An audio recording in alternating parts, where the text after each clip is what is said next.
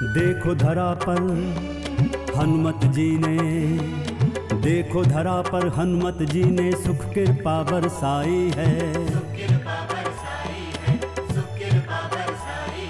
देवरदान बजरंगी को भाग्य संहिता लिखाई है। भाग्य संहिता, भाग्य संहिता, भाग्य संहिता,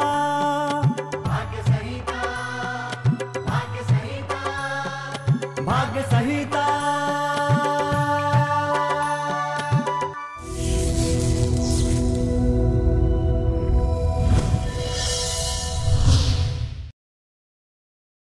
ज्योतिषाचार्य आदरणीय विनय बजरंगी जी द्वारा रचित इस भाग्य संहिता के वैदिक उपायों को अपनाएं और अपना जीवन धन्य बनाएं।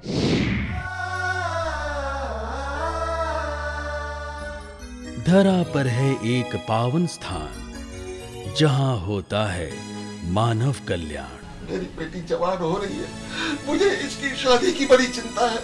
ऐसा नहीं होगा तो मैं अपनी बेटी की शादी कैसे करूंगा? दुख, दरिद्रता या बीमारी, गृह क्लेश। बहू, ऐसा मैंने तुम्हें क्या कह दिया? तुमको तो रोज रोज बहाना चाहिए लड़ाई करने का। बस बस mom, I don't like this. या नुकसान हो भारी, रोजगार की रहे समस्या, या संतान से मिले अवज्ञा। जी बताइए, क्या परेशानी है? एक तो मैं अपने जीवन से बहुत दुखी हूँ। एक तो मेरी बीमारी ने मुझे मार रखा है, और दूसरे मेरे बच्चे भी मुझसे विमुख हुए।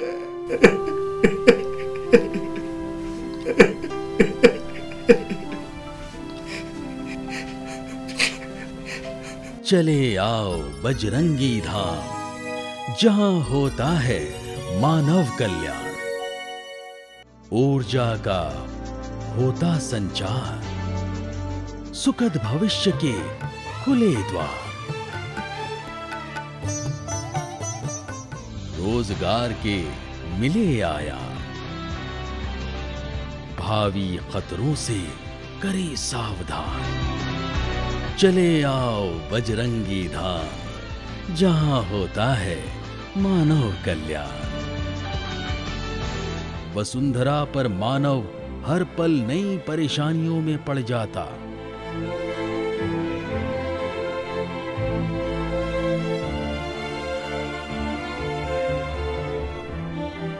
कभी शनि विघ्न डाले, कभी मंगल रोड़े अटकाता। राहु जाल बुनता,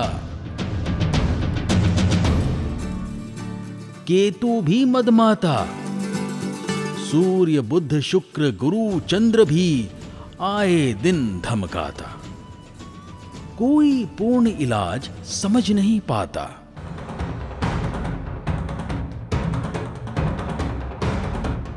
शनि को कैसे थामे, मंगल रूठ जाता। सबको एक साथ मनाने का उपाय न सूझ पाता। चले आओ बजरंगी धाम, जहां होता है मानव कल्याण। जय हो बजरंगी जी। नमस्कार, भाग्य संहिता में आपका बहुत बहुत स्वागत है और मैं हूं वनिता।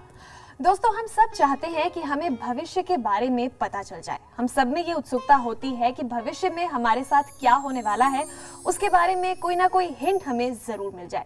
क्योंकि जब हमारी जिंदगी में हमारे साथ कुछ बुरा होता है, कोई दुखद घटना से हमारा आमना सामना होता है, तो हमें ऐसा जरूर लगता है कि काश हमें पहले पता होता। आज हम जानेंगे कि अगर आपकी किस्मत में कोई फाइनेंशियल सेटबैक लिखा है, अनफॉर्चुनेटली लिखा है, तो क्या कोई उपाय है कि इसे आप बदल सकते हैं या नहीं। और यही सब बातें करने के लिए हमारे साथ स्टूडियो में हैं ज्योतिषाचार्य पंडित विनय बजरंगी जी, जो कि भाग्य संहिता के जनक भी है। आइए सबसे पहले उनका स्वागत करते हैं। विनय जी, बहुत बहुत स्वागत है आपका। नमस्कार। जैसे कि मैंने कहा कि हर किसी के मन में उत्सुकता होती है कि भविष्य में क्या होने वाला है मेरे साथ, वो पता चल जाए जी। बहुत सारे लोग अपनी जिंदगी में फाइनेंशियल सेटबैक का सामना करते हैं। बिल्कुल।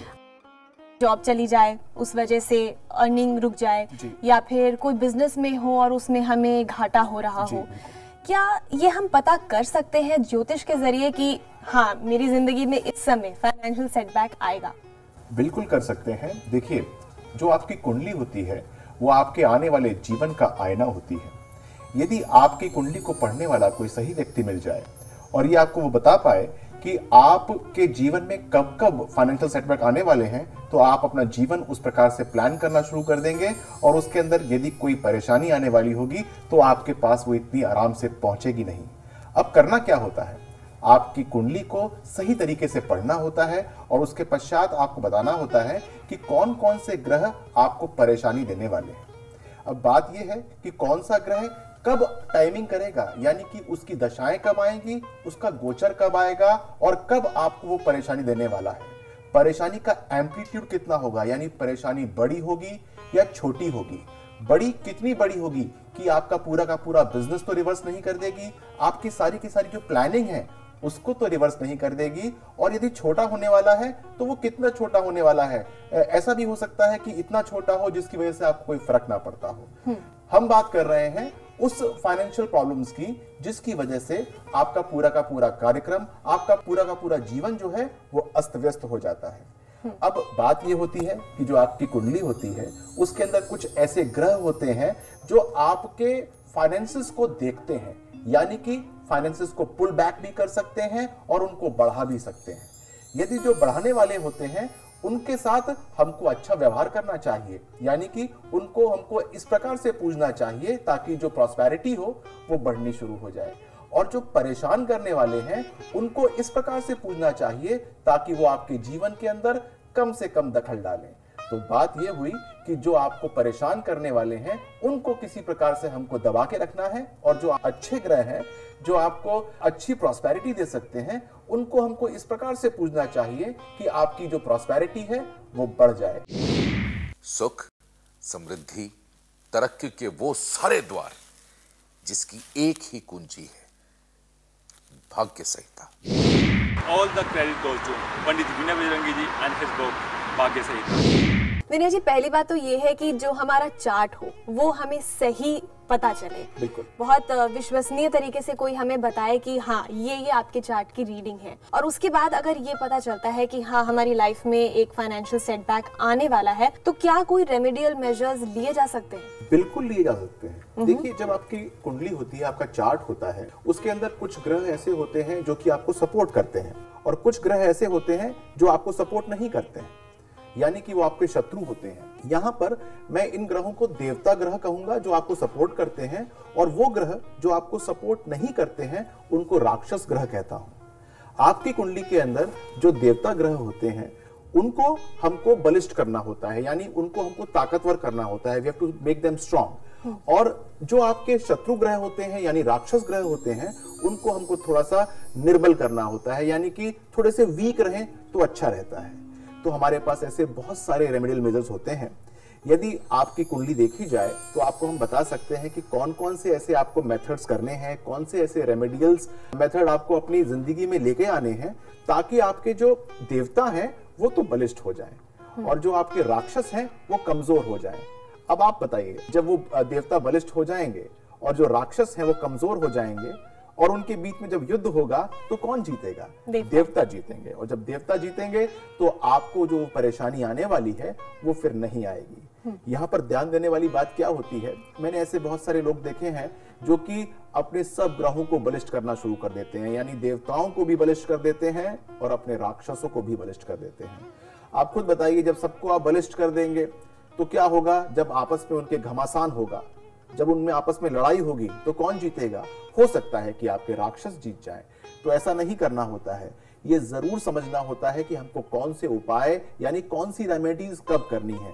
ऐसा तो नहीं कि जो हम रेमेडीज कर रहे हैं उससे हमारे जो कुंडली के राक्षस हैं वो जाग जाएं, और वो यदि वो जाग जाते हैं तो देवताओं के ऊपर भारी पड़ने शुरू हो जाते हैं और उससे फिर परेशानी बहुत ज्यादा हो जाती है, यानी कि आप खुद सफर करना शुरू कर देते हैं। आज मैं जो भी हूँ विनय बजरंगी जी की बदौलत हूँ। मैं उनकी इस भाग्य संहिता को शत शत नमन करता हूँ। कामयाबी के इस दस्तावेज को आप भी मंगवाइए। विनय जी, कौन से वो योग हैं जिनकी वजह से फाइनेंशियल सेटबैक का सामना किसी को करना पड़ सकता है? देखिए, आपकी कुंडली के अंदर ऐसे बहुत सारे योग हो सकते हैं जिसकी वजह से आपको फाइनेंशियल सेटबैक्स आ सकते हैं। सबसे पहला योग ऋण योग, ये आप जानते होंगे। यदि आपने किसी से उधार ले रखा है और आप उसको वापस नहीं कर पा रहे हैं तो ये सबसे बड़ा योग होता है जिससे आपको परेशानी होनी शुरू हो जाती है। तो आपकी कुंडली के अंदर यदि ऋण योग है तो आपको ये देखना चाहिए कि वो कहीं पर फलित तो नहीं हो रहा, और जब वो फलित हो रहा हो तब आपको ऋण लेना ही नहीं चाहिए। ये बात आपको समझनी चाहिए। दूसरी बात, आपके ऐसे कौन से ग्रह हैं जो कि पाप कर्तरी में फंसे हुए हैं। यदि पाप कर्तरी में फंसे हुए हैं तो हमको उनकी दशाओं और अंतरदशाओं के अंदर कुछ ऐसा काम नहीं करना चाहिए जिससे हमको परेशानी फाइनेंशियल रूप में आनी शुरू हो जाए। ये ध्यान देने वाली बात है। इसके बाद हम बात करेंगे दरिद्र योग की। कहीं ऐसा तो कोई नहीं है आपकी कुंडली में कि आपको एकदम कुछ ऐसी परेशानी आ जाए कि सारे के सारे पैसे जो आपने आज तक कमाए हैं वो कहीं अंतर्ध्यान हो जाए, यानी कि वो उनका वाष्पीकरण हो जाए, इवोपरेट हो जाए, वो ऐसा तो नहीं है। तो ये योग कुछ ऐसे होते हैं जो कि आपकी कुंडली के अंदर जरूर देखना चाहिए। इसके बाद आपका जो लग्नेश है, यानी जो आपका असेंडेंट लॉर्ड है, वो कितना बलिष्ठ है, जो छठे भाव का लॉर्ड है वो कितना बलिष्ठ है, दशम भाव का लॉर्ड कितना बलिष्ठ है। इसके बाद एकादशेश यानी जो 11th लॉर्ड होता है उसको हमको बल प्रदान करना होता है ताकि पैसे जो हैं आते रहें, जाए ना।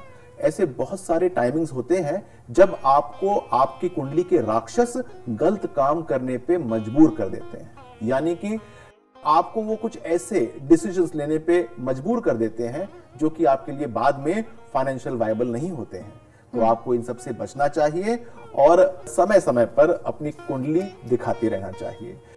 वनिता जी, जैसे आपको पता है कि मैं एक पुस्तिका का निर्माण करता हूँ, उसे हम कहते हैं भाग्य संहिता। और भाग्य संहिता जो होती है उसके अंदर आपके जीवन के अंदर जो भी घटित होने वाला है उस सब का उल्लेख होता है। और आपके जीवन के हर एक आयाम, यानी कि यदि पैसे से संबंधित हो, आपके स्वास्थ्य से संबंधित हो, कुछ भी हो, उसके अंदर वो सब लिखा हुआ होता है। यदि आप उसको पढ़ना शुरू कर देते हैं तो आपको ये पता लगता रहता है कि कौन कौन से कार्य आपको कब कब करने चाहिए और कौन कौन से कार्य आपको कब नहीं करने चाहिए। बिल्कुल। अच्छा, ये बात तो हो गई आपको जब पता लग जाता है, लेकिन उसमें सबसे बड़ी बात क्या होती है कि आपको कब कौन से उपाय करने हैं, यानी कि अपने देवताओं को बलिष्ठ करने की टाइमिंग आपको उसके अंदर लिखी होती है, और अपने शत्रुओं को, यानी वो ग्रह जो आपको परेशान करते हैं, उनको निर्बल करने के उपाय उसमें लिखे होते हैं। तो यदि आपके पास भाग्य संहिता होती है तो आपका जीवन जो है वो आनंदित हो जाता है। बिल्कुल, और मुझे पूरी उम्मीद है कि हमारे जो दर्शक हैं वो जरूर भाग्य संहिता अपनी अपनी आप से लिखवाना चाहेंगे। तो अगर आप हम तक पहुंचना चाहते हैं, अगर आप भी चाहते हैं कि ज्योतिषाचार्य विनय बजरंगी जी आपकी भाग्य संहिता लिखें, तो आप हम तक पहुंच सकते हैं। आपकी टीवी स्क्रीन पर लगातार हमारे नंबर फ्लैश हो रहे हैं, इनसे आप हमसे कॉन्टैक्ट कर सकते हैं। भाग्य संहिता रिश्ते बनाए, टूटते रिश्तों को बचाए, बिजनेस बढ़ाए। पूज्य विनय बजरंगी द्वारा लिखित भाग्य संहिता लेकर आप भी अपना जीवन सुधार सकते हैं। जब से मैंने इस किताब में दिए हुए उपायों पर चलना शुरू करा है, तब से मेरे व्यापार में बहुत तरक्की। विनय जी, जैसे कहते हैं कि नियति में जो लिखा रहता है वो तो होता ही है। जाहिर सी बात है, अगर फाइनेंशियल सेटबैक लिखा है तो वो तो होगा ही, लेकिन अगर वो दौर चल रहा है, वो मुश्किल घड़ी चल रही है, तो उस समय किसी को क्या करना चाहिए ताकि वो जो फाइनेंशियल सेटबैक है उसको अवॉइड किया जा सके? आपने बहुत अच्छा प्रश्न किया है। मान लीजिए कि एक सड़क है, उस सड़क पे एक गड्ढा है, आप अपनी गाड़ी चलाए जा रही हैं उस पे 100 की स्पीड पे, और उस गड्ढे के पास पहुंच जाती हैं और उसके ऊपर जाती हैं, तो क्या होगा? आपको बहुत बड़ा बम्प लगेगा, आपको परेशानी हो सकती है। बिल्कुल। यदि आपको ये आभास हो जाए कि ये गड्ढा आने वाला है और वो गड्ढा काफी बड़ा है, तो अपनी आप गाड़ी या तो स्लो कर लेंगी वहां पर, या फिर उसके दाएं बाएं से निकल जाएंगी। ऐसे में आप उस गड्ढे का अनुभव नहीं करेंगी, थोड़ा सा आपको कष्ट होगा कि आप अपने आप को स्लो कर लेंगी, या फिर आपको अपना कुछ मार्ग जो है वो डाइवर्ट करना पड़ेगा। जो उपाय होते हैं वो इसी प्रकार से होते हैं कि आपकी गाड़ी को या तो स्लो कर देते हैं या फिर आपके मार्ग को डाइवर्ट कर देते हैं। आपकी गाड़ी स्लो का मतलब ये होता है कि आप जब वहां पर पहुंचते हैं तो आप कुछ इन्वेस्ट नहीं कर रहे होते हैं, या फिर आप ऐसी जगहों पर इन्वेस्ट कर रहे होते हैं जहां पर जो रिटर्न है वो गारंटीड है, श्योर शॉट है, लेकिन कुछ कम है। और मार्ग डाइवर्ट का मतलब ये होता है कि मान लीजिए कि आपके आने वाले 6 महीने अच्छे नहीं है, तो मैं रेस्ट्रेन करूंगा अपने आप को मार्केट में इन्वेस्ट करने पे। मैं कोई ऐसा काम नहीं करूंगा, कोई नया वेंचर नहीं करूंगा बिजनेस का। तो इस प्रकार से यदि आपको ये ज्ञान हो जाए, ये अनुभूति हो जाए कि आपके जीवन के अंदर कुछ परेशानी आने वाली है, कुछ ऐसी डगर आने वाली है जिसके अंदर कुछ कांटे हैं, तो या तो वो डगर छोड़नी होगी या फिर उसके ऊपर बहुत संभल के चलना होगा। तो यदि आपकी कुंडली को सही तरह से पढ़ने वाला कोई मिल जाए तो आपके जीवन में फिर फाइनेंशियल सेटबैक्स आएंगे ही नहीं। बिल्कुल। और अगर आते हैं तो क्या फाइनेंशियल सेटबैक रिवर्स करने का भी कोई तरीका है? बिल्कुल है।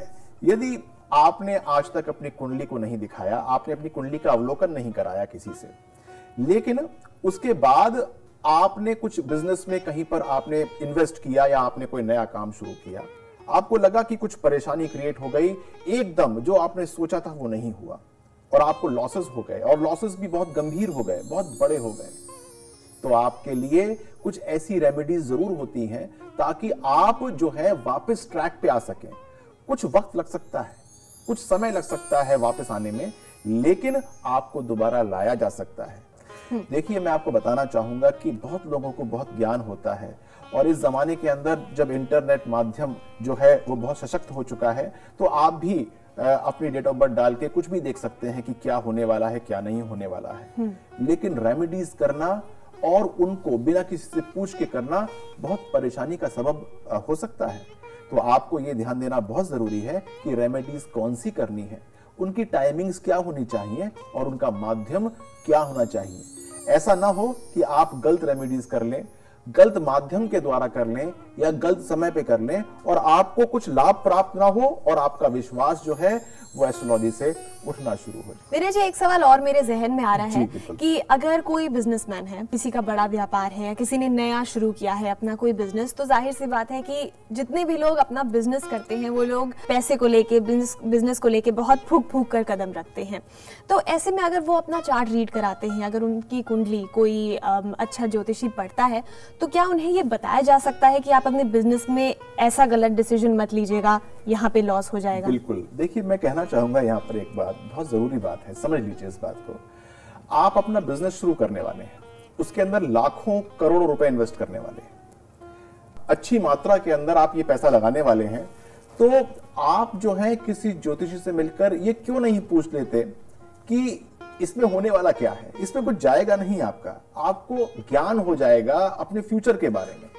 सबसे पहली बात आपको क्या पता लग जाएगी कि जो आप बिजनेस करने जा रहे हैं आप उसमें जितने मर्जी पारंगत हो, लेकिन क्या इसमें आपको फायदा मिलने वाला है या नहीं मिलने वाला है, ये आपको पता लग जाएगा। दूसरी बात क्या पता लग जाएगी आपको कि टाइमिंग कैसी है, कहीं टाइमिंग गलत तो नहीं है, कहीं ऐसा तो नहीं कि मुझे इसको 6 महीने के बाद शुरू करना चाहिए था, कहीं ऐसा तो नहीं कि मुझे इसको 1 साल के बाद शुरू करना चाहिए था। इसके बारे में आपको ज्ञान हो जाएगा। और जो सबसे बड़ी बात होगी वो ये होगी कि जो फाइनेंसेस आपने जुटाए हैं, आपने जो संचित धन था उसमें से कुछ पैसा निकाला, आपने कुछ बैंक से अपने आप को फाइनेंस कराया, कुछ अपने इष्ट मित्रों से आपने फाइनेंस कराया अपने आप को, वो सारा का सारा खराब नहीं होगा। तो बहुत सारी चीजें इससे इंटरलिंक हैं। और पैसा यदि आपने अपने घर में लगाया, घर से लगाया है, और उसमें आपको नुकसान होना शुरू हो जाए तो घर के अंदर भी समस्या आनी शुरू हो जाती है। आपका दाम्पत्य जीवन, आपके बच्चे, आपके माता पिता सब आपसे रुष्ट हो सकते हैं। तो कृपया करके इतना बड़ा डिसीजन लेने से पहले सिर्फ एक बहुत छोटा सा ऑडियंस जरूर कर लें, एक बार किसी ज्योतिषी से जरूर मिल लें, और हाँ, उससे मिलिएगा जो कि वैदिक ज्योतिष हो, जिसको ज्योतिष के बारे में पूर्ण ज्ञान हो, जो आपकी सारी की सारी फाइनेंशियल कंडीशंस को ठीक तरह से देख पाए, वो आपको बता पाए कि आपके जीवन में जो आने वाला समय है वो कैसा है, आपके फाइनेंसेस के विषय में वो आपको सही तरीके से ज्ञान दे पाए।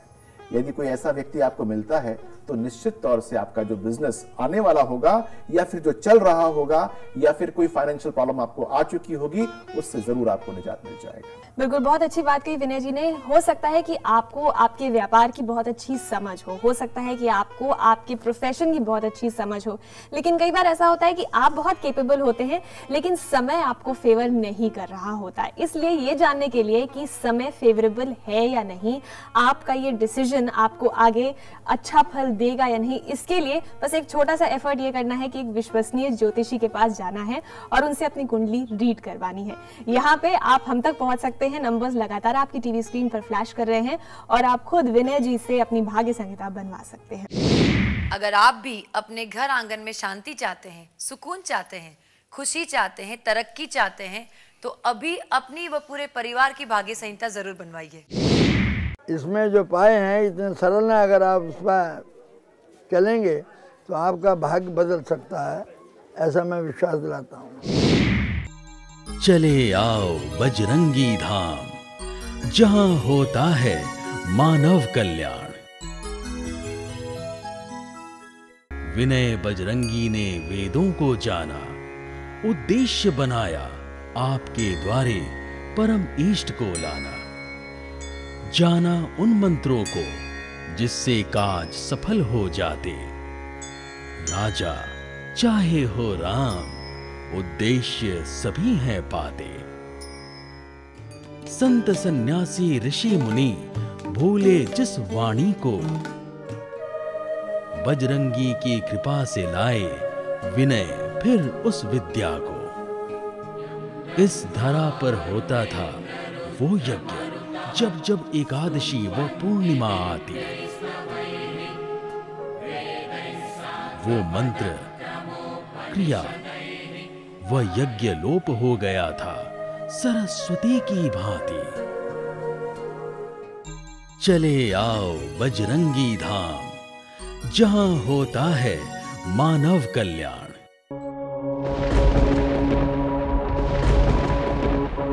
प्रसन्न हो जाओ, ढूंढ चुके उसे विनय बजरंगी। अब है आपके करने की बारी। तुम भी तो इस विलक्षण यज्ञ में सम्मिलित हो जाओ। जगाओ परम इष्ट को, परमेष्ठनीय यज्ञ में संकल्प भिजवाओ। देखो वो मान, प्रतिष्ठा, गौरव फिर प्राप्त हो जाएगा। आप मेरी तरफ से रिश्ता पक्का समझिए और शादी की तैयारियां शुरू कीजिए।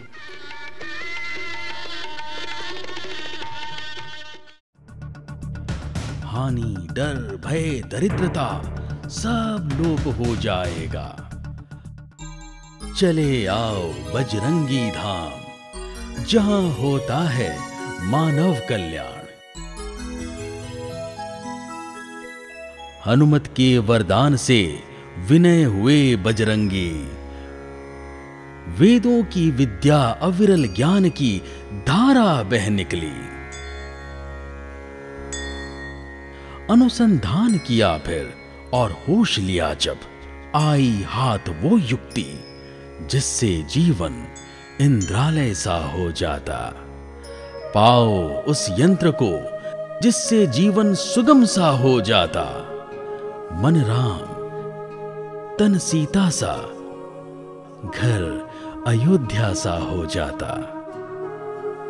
विलाप, हानि, ईर्ष्या, द्वेष, रोग का फिर कोई स्थान नहीं रह जाता। घर में होता सुख वैभव, क्योंकि साथ रहते देवता। समृद्ध व्यापार, रोग मुक्त काया और आपसी प्यार। चले आओ बजरंगी धाम, जहां होता है मानव कल्याण। तो लाओ श्रीमान वो रत्न घर को लाओ। सौभाग्य सुमेरु जिसका नाम, प्राप्त हुआ जो देवों को कर कर अथक प्रयास। कर डाला समुद्र मंथन, लिया असुरों का साथ। नीलकंठ ने हर लिया विष, बाकी पा देवता इतराए। धन्य हो गए सभी, देवता भी ईश्वर बन पाए। विलंब कैसा, घर करो सुरक्षित। स्थापित करो सौभाग्य सुमेरु और बने रहो व्यवस्थित। विनय बजरंगी की करनी है सबसे न्यारी।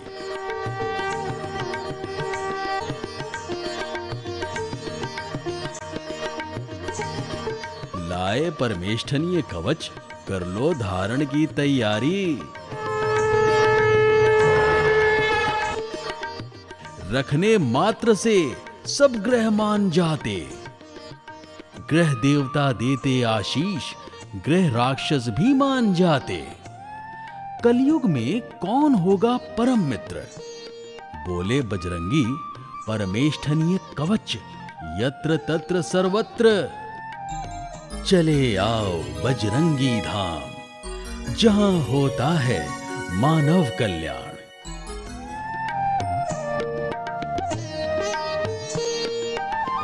जो भक्त परमेष्ठनीय कवच को पूजे, लंबी आयु बुद्धिमता सहज ही पावे।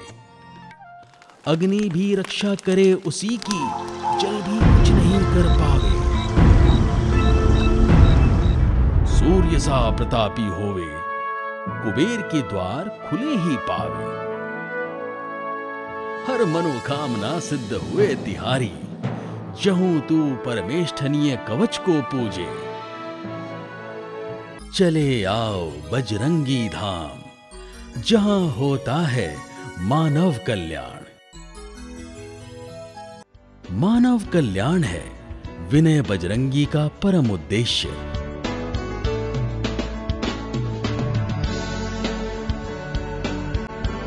भाग्य संहिता लाएं, भाग्य संवारें। जय हो भाग्य संहिता। जय विनय बजरंगी। चाहे आप हो देश या फिर विदेश, विनय बजरंगी की भाग्य संहिता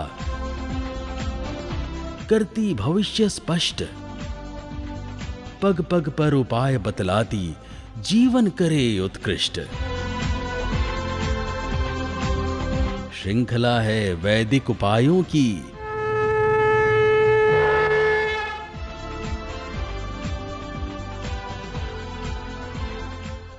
ना है कोई टोटका या जादू टोना। इससे जीवन बने सहज, ना हो फिर कभी रोना धोना।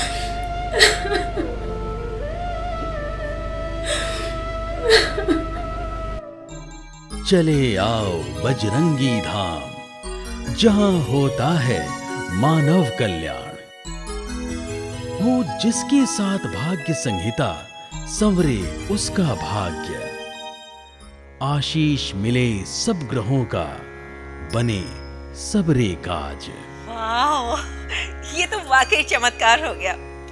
भाग्य संहिता ने तो हमारी किस्मत ही बदल दी। चले आओ बजरंगी धाम, जहां होता है मानव कल्याण। ये सरल उपाय जो जीवन में कर जाएगा, बजरंगी का वादा है कि उसका जीवन तर जाएगा। जय हो भाग्य संहिता, जय हो विनय बजरंगी जी। विनय जी, चलते चलते टिप ऑफ द डे क्या देंगे व्यूअर्स को? मैं देना चाहूंगा कि आप जो है अगर बिजनेस करते हैं, उसमें संलिप्त हैं काफी समय से और आपको कोई परेशानी ना हो, यानी कि आप अपना बिजनेस सही तरीके से करते रहें, उसके अंदर धन जो है वो एक निश्चित मात्रा में आता रहे, निश्चित मात्रा में बाहर ना जाए, उसके लिए एक बहुत अच्छा उपाय है। यदि आप उसको करते हैं तो बहुत अच्छा रहेगा। क्या करना है आपको? अपने मंदिर के अंदर 2 पीपल के पत्ते हमेशा होने चाहिए और ध्यान दीजिएगा कि वो हरे रहने चाहिए। यदि वो सूखने शुरू हो गए हैं तो जब तक उसके अंदर हरापन है तब तक रखिए और उसके बाद उसको आप बहते हुए जल में बहा दीजिए। और यदि आप ऐसी जगह रहते हैं जहां पर नदी इत्यादि उपलब्ध नहीं है तो उसको आप सहेज के रख सकते हैं। जब आपको मौका लगे तब जाकर उसको बहा दीजिएगा, लेकिन मंदिर के अंदर 2 पीपल के पत्ते आपके पास अवश्य होने चाहिए। यदि ऐसा होता है तो आपके बिजनेस के अंदर कभी भी परेशानी नहीं आती है, क्योंकि फिर सारे के सारे देवता इस चक्कर में लग जाते हैं कि आपको आपका बिजनेस अच्छा करते रहें और आपको हमेशा अपने आशीष से नवाजते रहें। बिल्कुल, हम तो यही चाहेंगे कि सभी देवता आप सभी की जो फाइनेंशियल सिचुएशन है उसको बिल्कुल स्ट्रांग बना के रखें। विनय जी, बहुत बहुत धन्यवाद यहाँ आने के लिए और ये सारी बातें हमसे करने। धन्यवाद, आप सब खुश रहिए। तो आज हमने जाना ज्योतिष विद्या के बारे में एक और बहुत खास बात कि ज्योतिष विद्या के जरिए ये पता लगाया जा सकता है कि हमारी जिंदगी में फाइनेंशियल सेटबैक आने वाला है, कब आने वाला है, और अगर आने वाला है तो हम किस तरह से उसे रोक सकते हैं। तो आज तो बस इतना ही, लेकिन आप हमसे जुड़े रह सकते हैं हमारी वेबसाइट के जरिए जो है www.aapkikismat.com और www.vinaybajrangi.com। हमारे साथ जुड़े रहिए और जल्द से जल्द अपनी भाग्य संहिता भी बनवाइए। आज के लिए बस इतना ही, हमें दीजिए इजाजत। नमस्कार। चले आओ बजरंगी धाम, जहां होता है मानव कल्याण।